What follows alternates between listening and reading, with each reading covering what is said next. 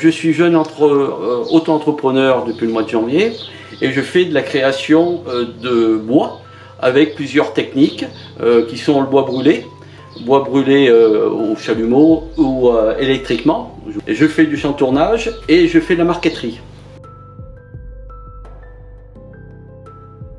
Cette passion du bois, je l'ai depuis au moins 30 ans, parce que j'ai fait d'autres choses que de la création d'objets en bois. Je faisais un peu mais pour le plaisir, moi-même, du temps que je travaillais, des meubles, choses comme ça. Et donc, depuis que je suis à retraite, j'ai voulu vraiment créer cette micro-entreprise pour m'occuper. Voilà, donc je fais ça quelques jours par semaine pour m'amuser, pour réellement m'occuper.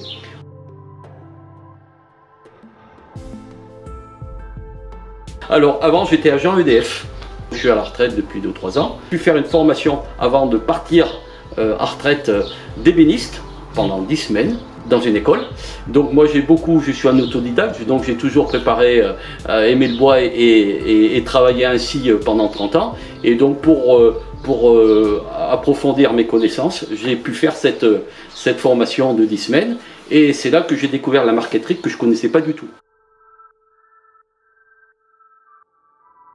La marqueterie, il y a plusieurs choses. Il y a 2 types de marqueterie que j'ai exposé.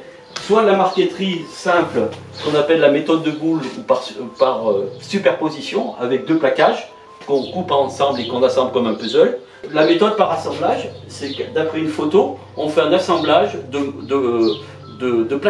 plaquages en bois.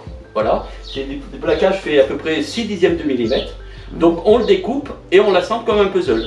Donc là, c'est 2 techniques bien différentes. Assemblage ou la méthode de boule, ici. Et après, on assemble tout ça, qui permet de faire soit des tableaux, soit des portraits. Donc là, par exemple, les portraits que j'ai ici, c'est à partir d'un visage.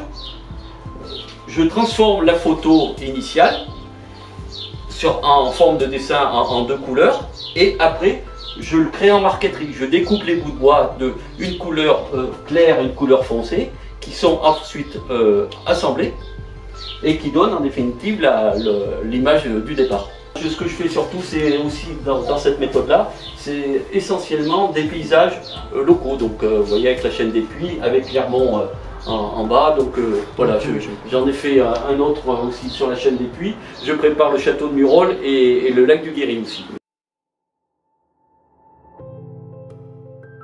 Le chantournage, c'est ça, c'est qu'à partir d'une photo que l'on met sur une planche, on découpe la photo.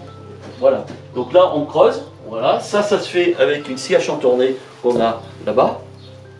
Et c'est ce qu'on appelle du chantournage. Donc moi je fais des tableaux comme ça, et ce sont des tableaux éclairés. Donc là, bon, ben ça, là c'est la tête de Johnny, mais je peux avoir différents modèles, tels que des animaux, des personnages, en fait des choses comme ça.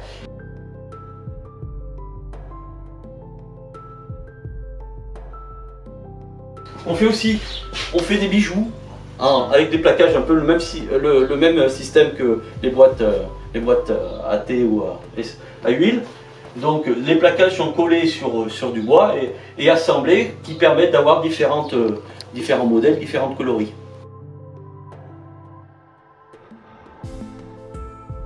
Donc le bois brûlé, c'est toutes les lampes que vous avez ici.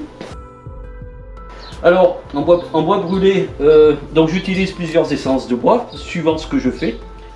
On brûle le bois avec un chalumeau, avec des lampes à souder, des choses comme ça. Et donc, soit on peut avoir un bois brûlé lisse, soit écaillé qu'on appelle. Donc, on va brûler beaucoup plus longtemps le bois. La deuxième technique qu'on appelle la technique Lichtenberg, et c'est du bois brûlé électriquement.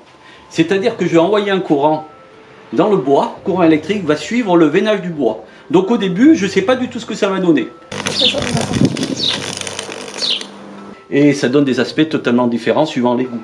Donc qu'on retrouve sur les lampes. Voilà. Donc ça, par exemple, c'est du bois écaillé. C'est du bois qui a été brûlé beaucoup plus longtemps et qui est écaillé, qu'on appelle qui est peau de crocodile. Et après, je le brosse.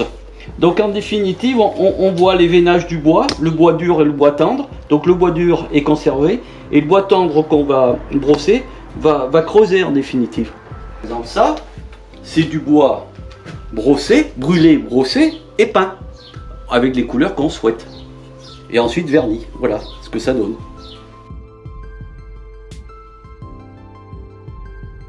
Alors déjà, la première chose, c'est l'imagination, parce qu'il faut trouver les modèles des créations. Donc il faut un peu d'imagination, prendre un peu de temps, réfléchir. Alors bon, ça prend pas mal de temps, bien sûr. La patience, minutie, c'est les principales choses qu'il faut avoir par rapport à ce métier-là.